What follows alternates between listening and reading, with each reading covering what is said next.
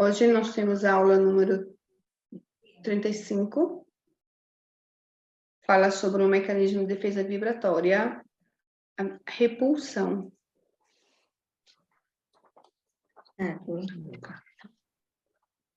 Podemos começar com as perguntas, doutora Cristina?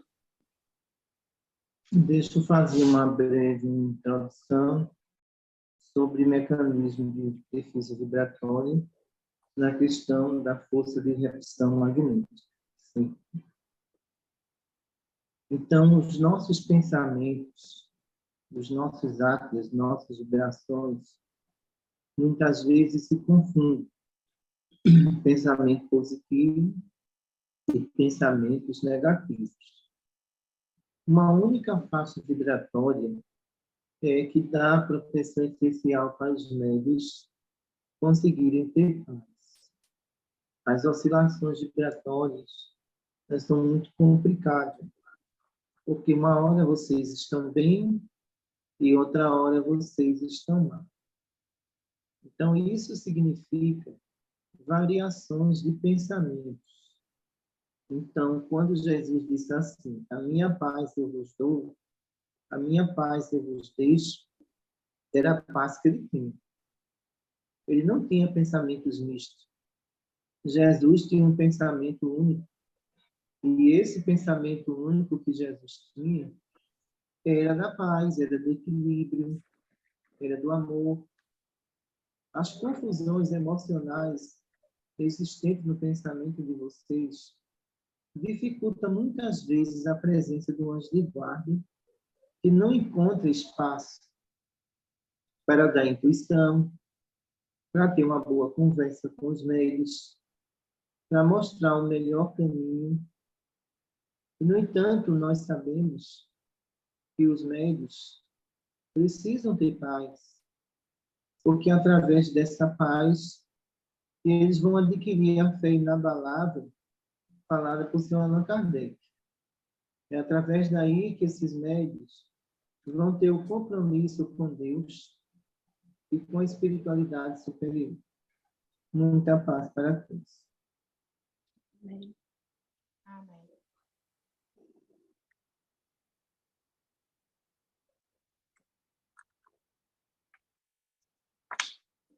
Hoje, doutora Cristina, Norma não pode ser presente na aula, ela me avisou.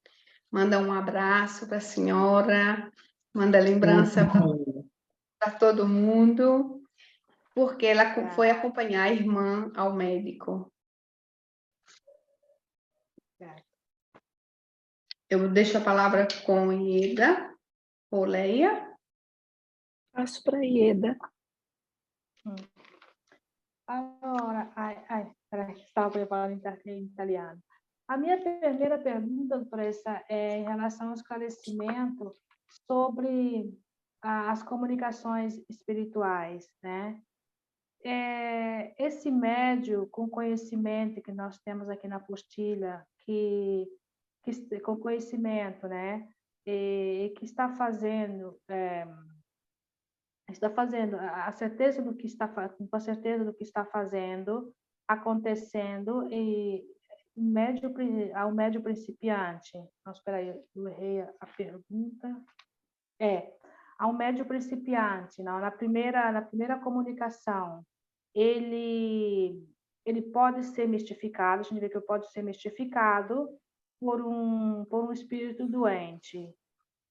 E ter dúvida no seu operato, né? Vista a sua pouca, dizemos, experiência, nesse caso, a minha pergunta com essas dúvidas, que a gente sabe que ele não tem que ter, mas sendo principiante, a gente viu que pode ter, nesse caso, qual é o comportamento adequado do médium a tomar naturalmente? Porque eu fiquei com essa dúvida, porque visto que a gente sabe que o médium não tem que ter incerteza, né? Mas certeza, eu fiquei com essa dúvida. Aí eu fiz essa pergunta em base. Deixa eu explicar para vocês a questão do médium iniciante. Mediunidade, ela é simplicidade. os médios iniciantes não podem arriscar comunicações mais complexas. As comunicações dos médicos iniciantes são mais de irmãos enfermos que precisam de ajuda e que não correm o risco de você ser mistificado. Okay? Quando se trata de comunicações que muitas vezes aquele médium iniciante ele deseja obter de espíritos famosos, aí é mais complicado, porque ele não tem permissão e nem tem evolução. Então, a mesa mediúnica, ela é dirigida pelo doutrinador e esses espíritos, eles já estão internados nas enfermarias. Então, o risco de uma mistificação é mínimo nesses casos e preserva também a saúde do médium, entendeu? O porquê os médios são enganados? Porque eles vão em busca de espíritos famosos que viveram na Terra quando eram homens e terminam trazendo mensagens confusas que não têm nenhuma ligação com aquele espírito. Mas o ego desses médios, a vaidade, é tanta que eles estão vendo que aquilo está errado e preservam. Mas no caso da mesa mediúnica, ninguém está ali para receber espírito famoso. A gente está ali para receber os irmãos necessitados. Entendi. Tá certo. Eu compreendi, sim. E uma outra pergunta, que pergunta é uma minha dúvida, não? Que é permitido, não, vir em uma reunião mediúnica espíritos pseudo-sábios, né? Com a intenção de colocar esses médios em dificuldade, visto que são invocados, que a gente viu, não? Esses espíritos são invocados e são acompanhados pelo mentor da casa, pelo anjo da guarda. Como é possível? Pode acontecer isso? Olha, as comunicações dentro dos hospitais espirituais, principalmente dos médios iniciantes, são coisas mais simples. Não são coisas extraordinárias que vocês vão encontrar. Então, o que é que acontece? Esses médios vão se concentrar, vai dar a você o número da enfermaria, vamos dizer, número 10. Você vai se concentrar na mediúnica no número 10. Então, o anjo de guarda do espírito encarnado, junto com o seu, vai conduzir o irmão que está internado na enfermaria 10 para o seu campo magnético. Tudo acompanhado por esses espíritos. Então, nesse caso, os médios não correm risco nenhum, nem de se perturbar, e muito menos de ser enganados, porque está o seu anjo de guarda e está o anjo de guarda desse espírito, os dois, para dar toda a cobertura, para que não aconteça nada com você na hora da comunicação. Entendi. Entendi. Porque praticamente, então, esses espíritos são já internados ali. Não é que o anjo de guarda traz de fora do ambiente do hospital. Ele já está internado aqui. As comunicações espirituais... Cecília...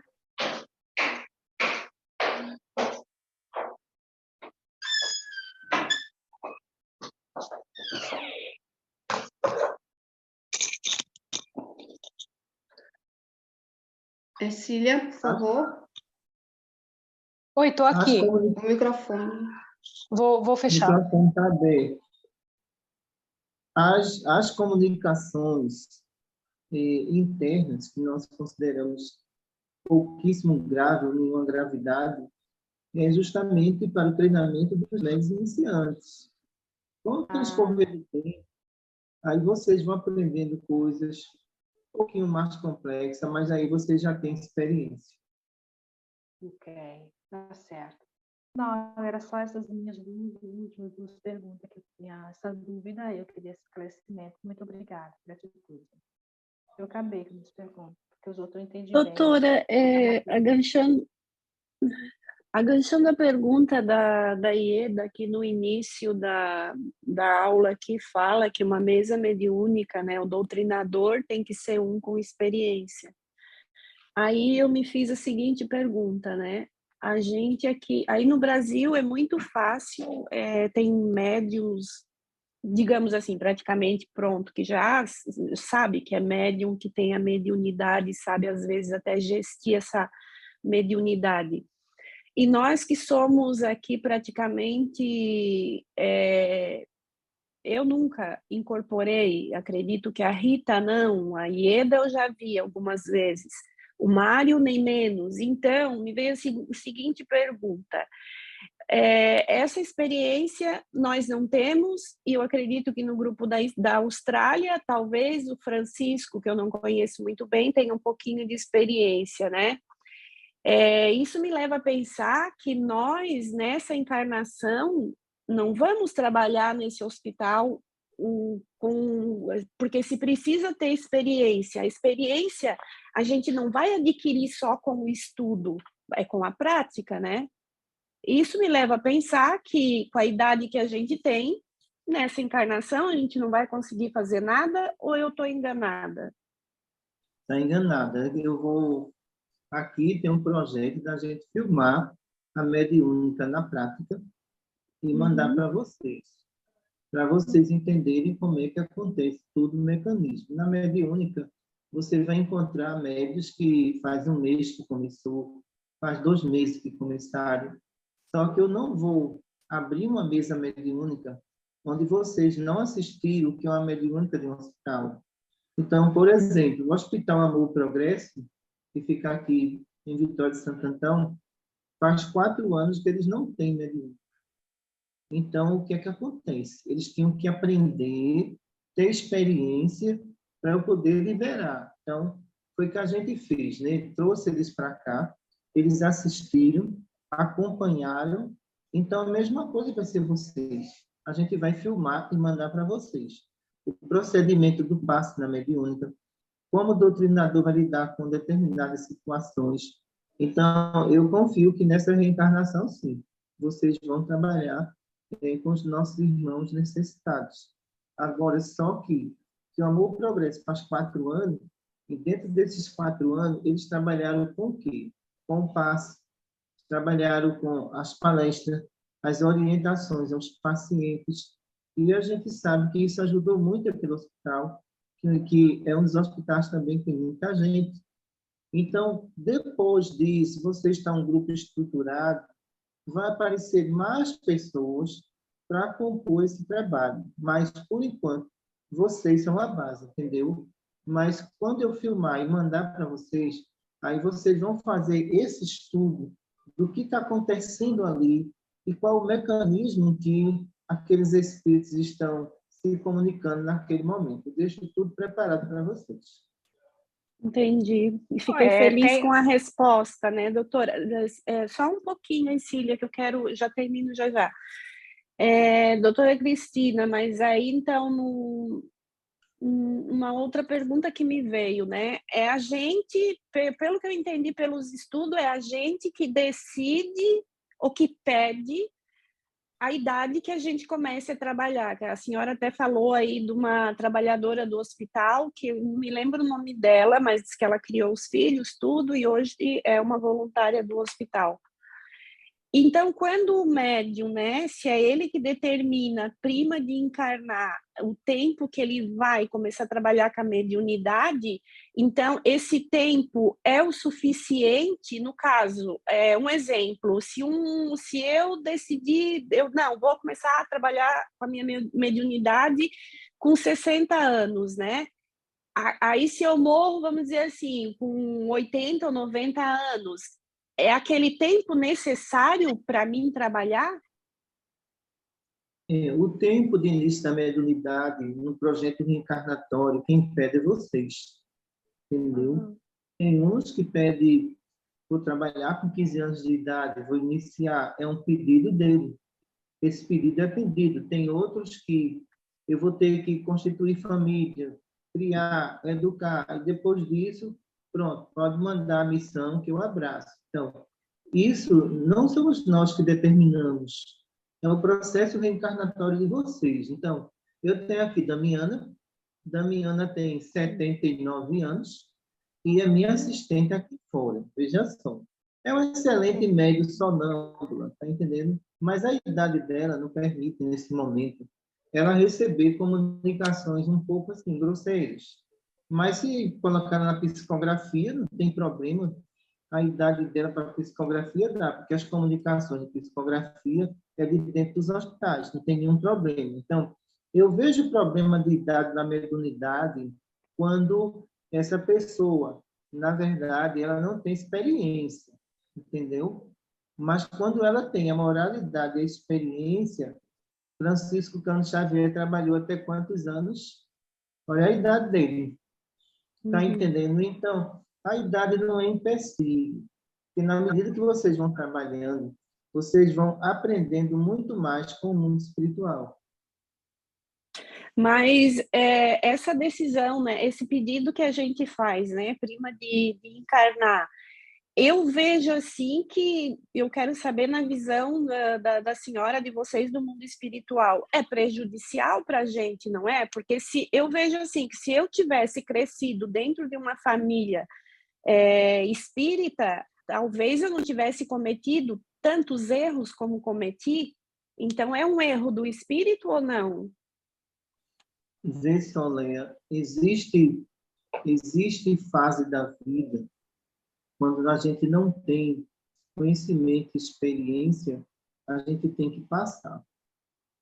Mas Deus depois mostra a luz lá no fundo do túnel que a gente aceita e segue. Então, eu gostaria muito que você esquecesse esse passado. Está entendendo? Porque isso não faz parte mais de você. Então, você é uma pessoa esforçada, você é uma pessoa que evolui, está entendendo? E jamais a justiça divina vai julgar alguém por aquilo que ela viveu sem experiência.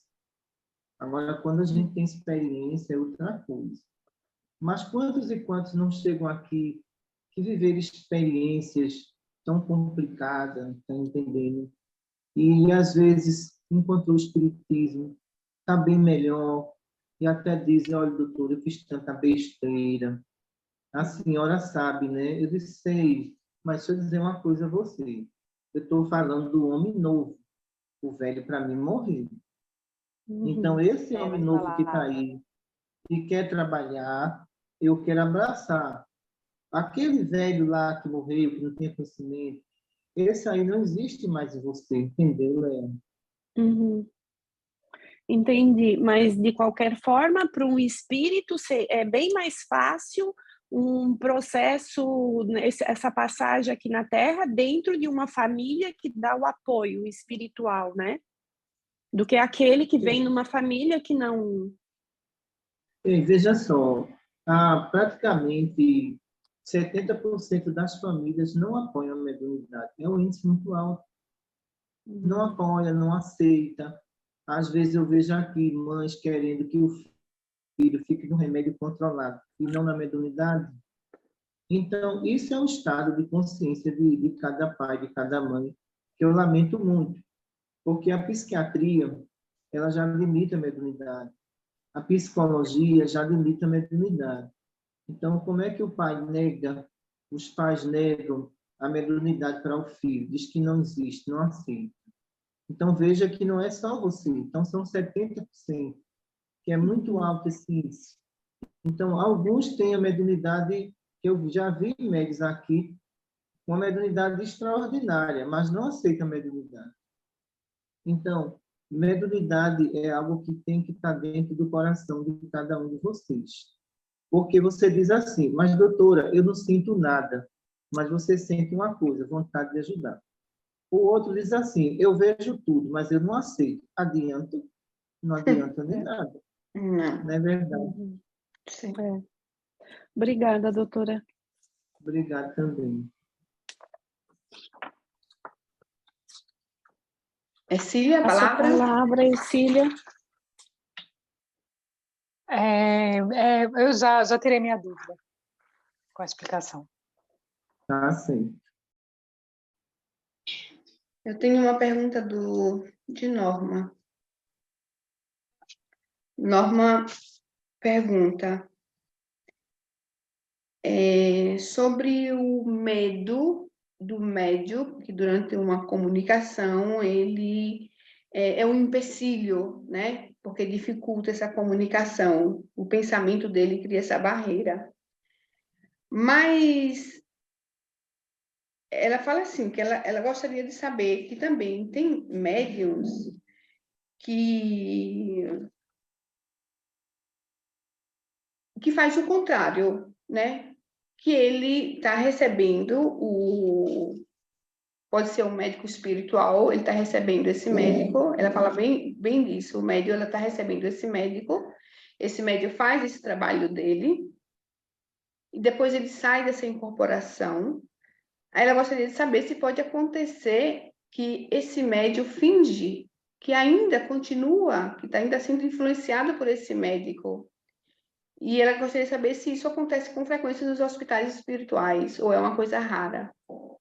Sim, veja só, acontece muito aqui com os pacientes. Por quê? Veja só, algo que vocês vão encontrar aí. Então, existe muito paciente que, na verdade, vem testar os médios. Os médios mesmo daqui, de Maria Clara dos hospitais, eu nunca vi, não. Está entendendo? Mas o que acontece no paciente? O paciente está com um problema emocional, ele confunde com o espiritual. Então, o problema emocional dele, ele tenta dizer que é um espírito, e na realidade é ele próprio. Então, às vezes eu converso com eles, oriento eles, olha, aí não tem nada, você está com algum problema emocional. Por quê? Não é preciso ser vidente. Quando a pessoa está incorporada, quando vocês olham para essas duas artérias aqui, ó, principal, a pulsação aumenta. Não é preciso ser vidente, só olhar para as artérias. Então, essa entidade que está no paciente, quando ele se aproxima, ele acelera o coração do paciente.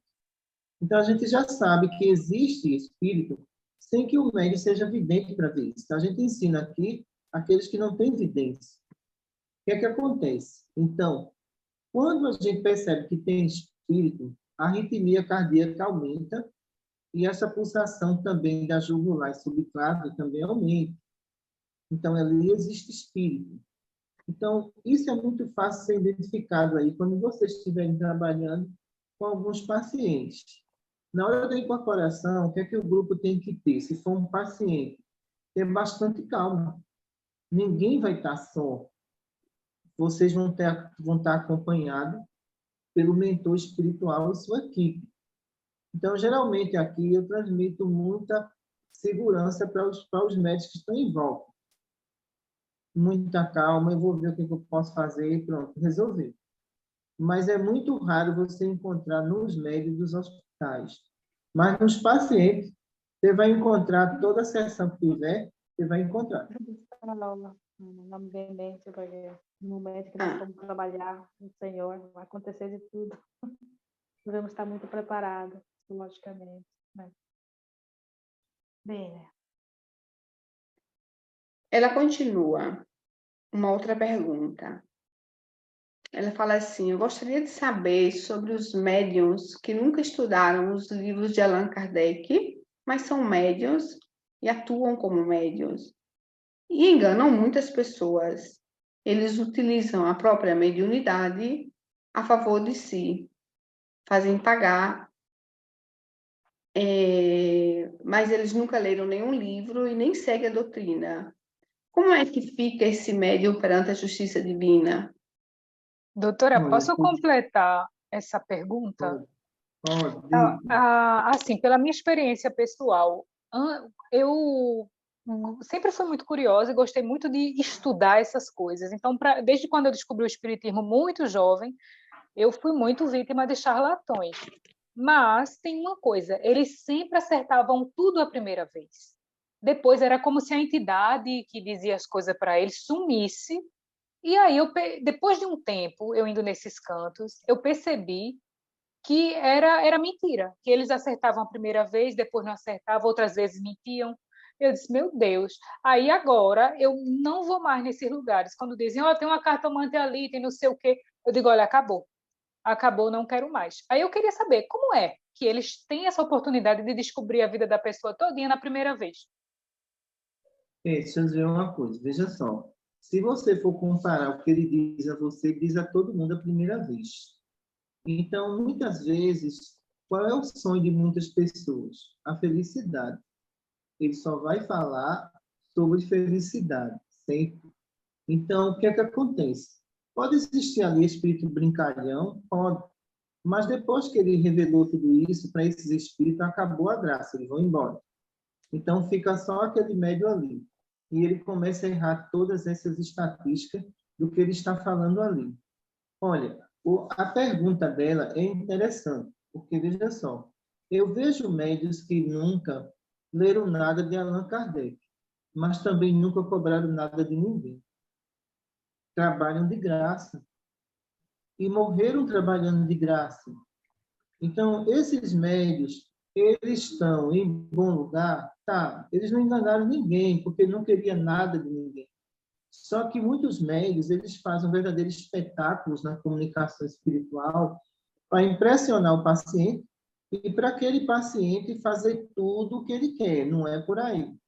Eu vi uma consulta de uma pessoa em uma determinada cidade aqui, muito sério, porque o médico charlatão convocou essa pessoa foi a primeira vez, a segunda vez, depois ele pegou o endereço dessa pessoa, o nome completo, e a pessoa deixou de ir. Veja só o que esse médico fez. Ele ligou para essa pessoa e disse assim: se você deixar de vir aqui, eu vou fazer um trabalho para lhe matar. Então, você tem que vir todo mês para deixar o dinheiro. Eu acho isso um absurdo. E essa pessoa portadora de esquizofrenia, ela piorava o quadro porque estava na mão desses médios.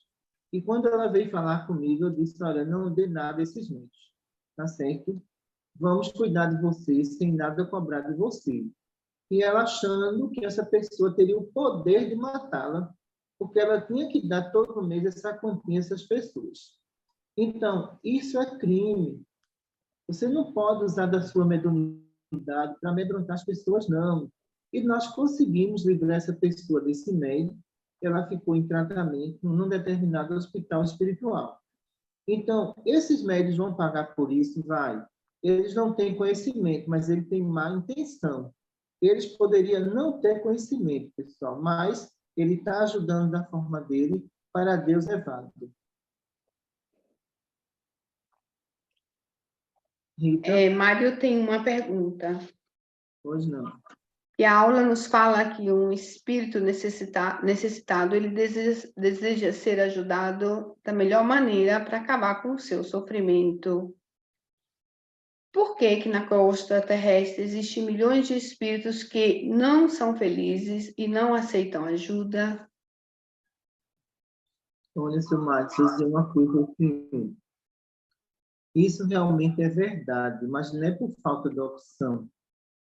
Nas minhas caminhadas pelas ruas e praças, eu encontro muitos necessitados, mas também muitos acomodados. A gente convida para um internamento, a gente convida eles para um tratamento sério, mas eles se acostumaram naquele local. Muitos não querem vir, e muitos não admitem que estão desencarnados. A justiça divina tem um excelente serviço de socorro, mas nem todos querem ser socorridos. Querem continuar na mesma vida, vestindo a mesma roupa suja, sem ter nenhuma asepsia. É o que a gente encontra na crosta terrestre. Quando trazemos para as enfermarias, que nós falamos para eles: olha, aqui está tudo limpo, está entendendo? Não há motivo de você sair daqui para aquele local, não. E muitas vezes ele sai. Não escuta os médicos espirituais. Mas a parte de Deus, eu tenho plena convicção que é feita, viu? Mas, doutora Cristina, assim como esses ensinamentos que nós estamos aprendendo da primeira aula até da quando nós é tanta informação que a gente nunca ouviu, que a gente poderia ter evitado tantos erros.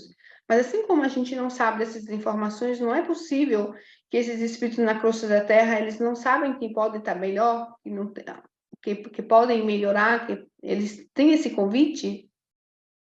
Quando vocês dizem assim, deixe de beber, que a pessoa diz, a vida é minha. Ok. Não se meta na sua vida. Deixe Certo. de fumar. É você que está fumando. O dinheiro não é meu. A Ok. mesma coisa são eles, assim na terra como no céu. Mário continua.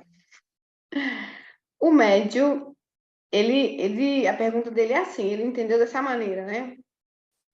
O médio recebe o passe antes e depois dos trabalhos espirituais para se manter em boa saúde e para não permitir que espíritos inferiores lhe façam mal.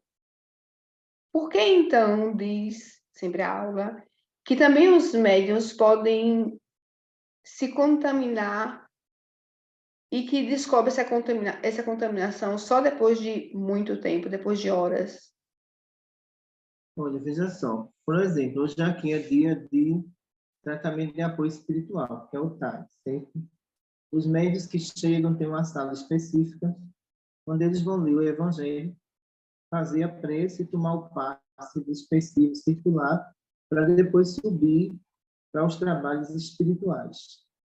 Então, lá em cima, quando terminar o trabalho no primeiro andar, vão fazer todo o processo de asepsia para esse médium voltar para casa. Se no meio do caminho esse médium se irritou, se aborreceu com alguma coisa, ele perdeu toda aquela proteção fluídica. Ele começa a passar mal. Então, assistência espiritual, seu Mário, é preservação fluídica. Se não existe, é insustentável, não tem como ser sustentável. Então, eu posso tomar um passe e valer por uma semana, mas eu estou lendo Evangelho, eu estou fazendo prece. Então, esse passe vai ter uma durabilidade maior. Como eu posso tomar um passe agora, ter uma discussão e perder tudo? Tudo na energia, pessoal. Ok, então não é que o passe, quando termina e você diz, ok, terminei, me irritei porque eu pensei em algo e vou dizer que foi por causa do trabalho, né? Ok, a pergunta dele é só essa, doutora Cristina. Posso fazer as minhas agora ou alguém tem Pode alguma ser. perguntinha?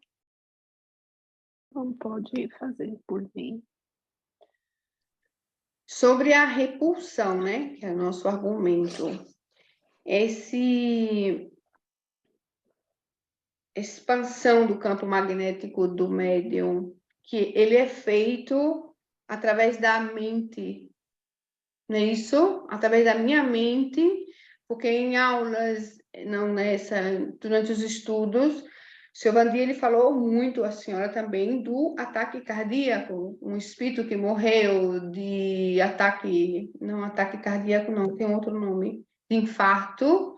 Quando ele vem na comunicação que não está ainda tratado, no caso, o médium se sente esse ataque cardíaco, ele tem que, com a memória, alontanar, não, em italiano, como é que fala? Distanciar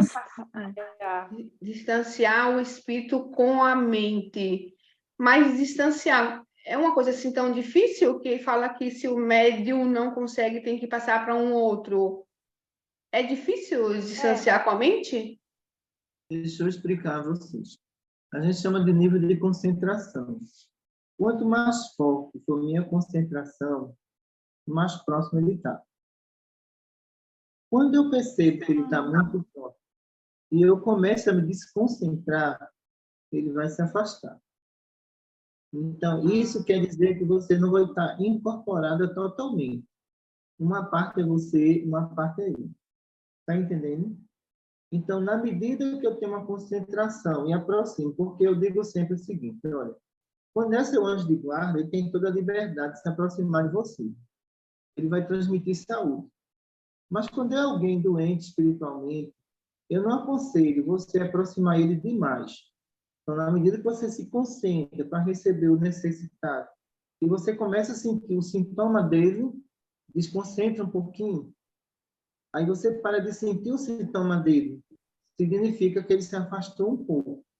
Porque nos médicos que não têm experiência, às vezes ele sente a dor do espírito porque ele se concentrou e se aproximou demais. Aí ele começa a sentir a agonia da morte do espírito, o tiro que o espírito levou ou a facada. Então, isso é necessário nas comunicações de irmão enfermo? Não é necessário. É necessário você atrair seu campo para o seu campo, seu anjo de guarda, um espírito que queira lhe ajudar, que foi ali em socorro, mas o espírito enfermo tem que dar limite para ele não pode fazer o que ele quer. E o que eu vejo, às vezes, nas comunicações do paciente, é alguns espíritos falar, eu vou levar ele, eu vou matar ele. Não, você não vai matar ninguém. Eu só quero que você se afaste. Você está muito próximo da médica. E quando ele se afasta, o anjo de guarda dele vem e tira ele do campo magnético do paciente. Porque não é permitido. Nas comunicações que consideramos assim, mais grosseiras, os médios não têm experiência, eu já vi espírito agredir o corpo do médio, bater no rosto. Isso não está certo. Então, esse médio perdeu o controle da comunicação. E a maioria são pacientes viciados em comunicações lá fora. E quando chegam aqui dentro, eles encontram dificuldade, porque a gente não permite que o espírito venha agredir esse médio. Essa desconcentração, doutora Cristina, se eu pego uma ficha de um paciente, vamos fazer de conta que não é de um espírito que está internado nos hospitais, é aquele trabalho que manda subir, que está ali no trabalho, e manda subir uma ficha para fazer uma comunicação, porque eu tive a oportunidade de observar umas 4 trabalhos, mais ou menos, que durante o trabalho eu subia e alguém dizia, vai, Rita, vai ver. E aí eu ia ver. Nesse caso, é uma entidade que não estava ali. Então, quando esse médium faz lê a ficha do paciente, que traz essa entidade, que essa entidade está doente, para ter essa desconcentração, porque ele se concentrou para trazê-la, sente o seu estado de saúde, então ele tem que pensar, então, no anjo da guarda, isso é desconcentrar, não pensar na entidade e pensar no anjo, seria uma ideia? Essa. Também foi uma ideia, porque aí o anjo de guarda da entidade e o seu anjo de guarda ia ter domínio sobre a comunicação. É o que eu digo a alguns pacientes. Olha, peraí, se você está aí recebendo esse espírito, ele não chamou seu anjo de guarda. Então, o anjo de guarda é um mecanismo de defesa para isso não acontecer. Porque, olha, se alguém dá liberdade de um espírito invadir seu campo magnético, ela tem que dar liberdade também do anjo de guarda fazer isso.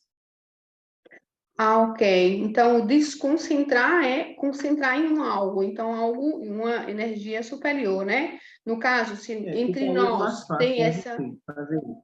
se entre nós, num trabalho que a gente está aprendendo, acontece que uma se concentra, aí a gente fala, pensa no anjo da guarda, que aí a pessoa, de repente, desconcentra, né? Quando ela pensa no anjo de guarda, ela sai da vibração do necessitado, que é interrompida, e entra na vibração do anjo de guarda. Certo. Uma outra pergunta sempre sobre a aproximação, que no nosso estudo fala que no campo, quando essa entidade está vindo perto do campo, a pessoa sente essa pressão. Inclusive, quando eu estava ali no círculo vibratório, quando o paciente lia a ficha, eu via que o médium fazia assim com a cabeça, e aí depois o doutrinador começava a conversação. Então, quando ele faz isso, é esse choque, então, ele sente que chegou, que... Quando há essa reação, significa que o campo magnético do médium, na hora da comunicação, está 100% no eletropositivo. Quando entra o espírito negativo, ele faz esse impacto. Mas aí, já que o dele é 100%, ele toma conta do campo magnético do espírito e transforma ele em positivo. A comunicação agora está sob o controle de vocês. Mas é essa pressão física, então é esse choque de campo que a pessoa... A pressão física é um choque de campo magnético. Ok. Posso ainda fazer? Sim, não tem mais pergunta. Posso perguntar? Vai. Não, vá você, vá. Depois eu pergunto. Quando, doutora Cristina, o médium, ele sai de casa, vamos fazer de conta que nós estamos todos no Brasil, que a gente tem Maria Cláudia para cuidar de nós. A Leia sai, vai comprar pão, pega uma contaminação. Um irmão entra no campo dela e ela volta para casa com essa náusea, não entende por quê, ok. Só que ela não se cuida, porque o dia de trabalho é só amanhã, só que ela passou a noite todinha com ele, então ela pega essa contaminação e quando vai nos hospitais, vê que tem esse irmãozinho, e dá assistência para o irmãozinho. Essa contaminação dela pode durar até 72 horas, é isso? Olha, pode durar 72 horas, mas a gente não deixa, não. Geralmente eu penso para se eu vou atender, tá entendendo, fora de horário, mas eu não deixo nenhum médico aqui passar esse tempo todo, não. Porque eu sei como isso incomoda. Eu sei como é difícil para o médico que trabalha, vai cuidar de filho, de esposa, eu entendo tudo isso. Então, geralmente eu marco, mande vir, não é dia de reunião, mas eu vou atender esse médico. A gente não pode deixar esse tempo todo, não, viu? Ok, e agora falando na nossa realidade, se a pessoa pega essa contaminação e ela consegue, já que nós não temos hospital, a gente consegue encaminhar, porque nas nossas aulas a gente já estudou, foi a segunda ou terceira aula desse curso, onde na apostila fala, nos primeiros sintomas de mal-estar, peguem o evangelho, leia o evangelho e encaminhe a entidade. Não esperar que a dor fique forte, e então você já consegue já encaminhar a entidade. Nesse caso, essa contaminação, ela também dura umas horas para sair, né? No nosso caso que nós estamos aqui. Veja só, as contaminações internas, elas vão causar vômitos, diarreia, isso está limpando o organismo. É necessário, ninguém pode impedir isso. O que é que esse médico tem que fazer? Reposição de líquido. Então, às vezes tem que procurar um médico material, porque isso pode durar algumas horas para melhorar. De imediato, se não melhora. Por quê? São fluidos que penetram nas camadas internas.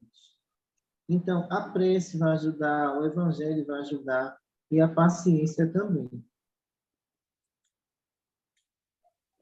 Doutora, uma pergunta, mas como a Rita falou, né, de pegar o evangelho quando a gente sentir os primeiros sintomas, e ela fala em encaminhamento. Nós hoje temos condições de fazer esse encaminhamento? Conseguimos? Veja só, o encaminhamento, eu não estou à disposição do seu caminho. O mentor daí não está à disposição de Rita. Então, se você estiver doente e ligar para ela, o mentor vai e faz esse encaminhamento, tá entendendo? Como muitas vezes eu vou e faço encaminhamento de alguns pacientes e alguns médicos da casa, tá certo? Então, existem coisas que vocês não vão saber fazer. Quem vai fazer é o mentor espiritual à distância, tá certo? Entendi, então. Entendi, obrigada. Boa essa pergunta, Leia. Eu pensei que era suficiente ler o evangelho e falar, meu anjo da guarda, leva essa criatura para os hospitais. Não, Fácil, né? Eu coloquei muito fácil. Foi por isso que me veio a dúvida. Então, se eu sinto o primeiro sintoma, então eu mesma vou encaminhar, mas aí o nosso mentor, daí como que fica?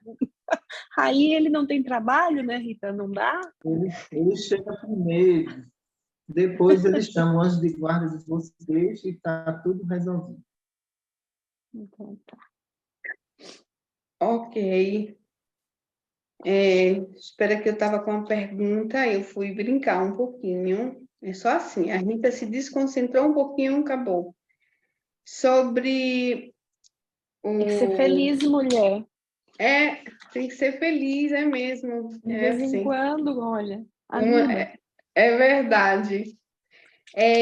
Sobre doutora Cristina, quando essa parte aqui, não é que eu não entendi, mas eu gostaria de entender mais um pouquinho ainda sobre essa sensação desagradável da entidade que nós médios temos que aprender a passar a sensação dela, né? Só que fala assim que o médium principiante, ele não pode sentir essa dor da azia, esse mal-estar, essa dor de cabeça. Mas a senhora, essa aula, quando fala assim que essas sensações ele não pode sentir, porque então ele não tem uma boa filtragem, seria quando acaba a comunicação e a pessoa fala, nossa, o espírito estava com azia e eu estou com azia. É isso que não pode acontecer? É nesse senso que a senhora fala, o médium não pode. Olha, o iniciante, a gente tem que ter muita paciência com ele, porque vocês vão encontrar o iniciante, às vezes, com mal-estar, dor de cabeça, isso tudo aí é como se fosse uma limpeza no organismo dele, esses sintomas. Os médios mais antigos, é muito raro acontecer isso, mas os que vai começar, a gente sabe que existem essas dificuldades, e para mim isso é normal. Com determinado tempo, se estabiliza e vai ver uma vida tranquila.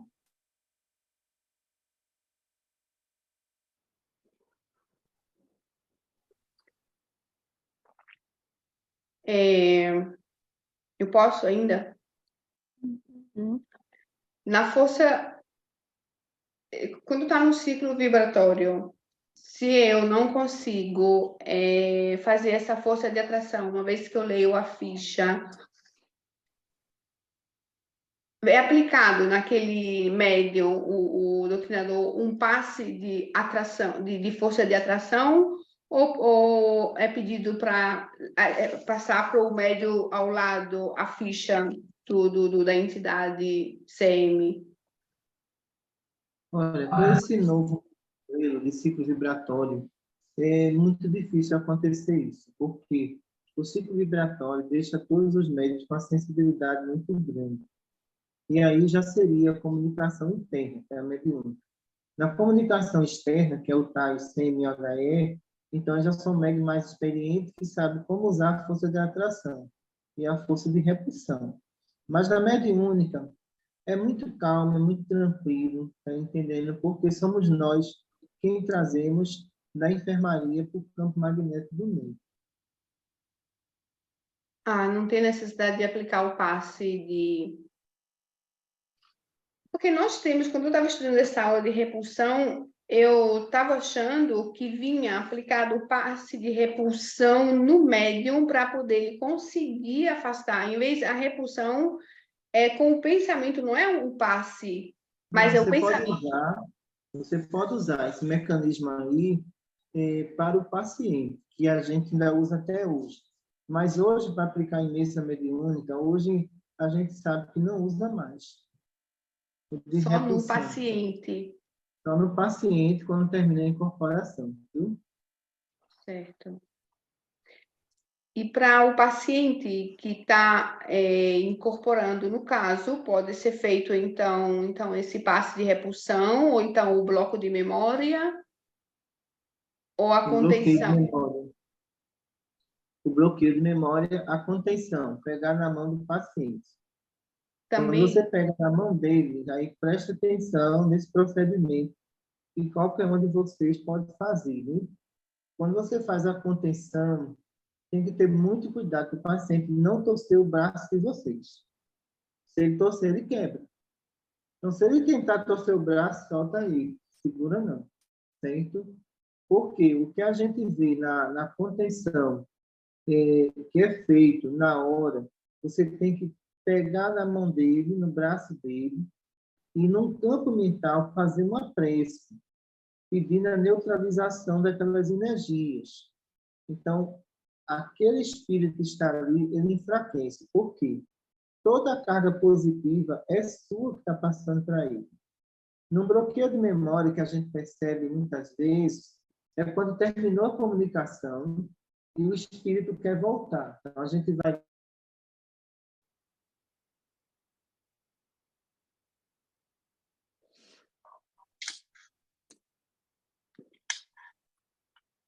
Tá fechado seu microfone, doutora Cristina. Tem que abrir aí, que a gente não está ouvindo nada.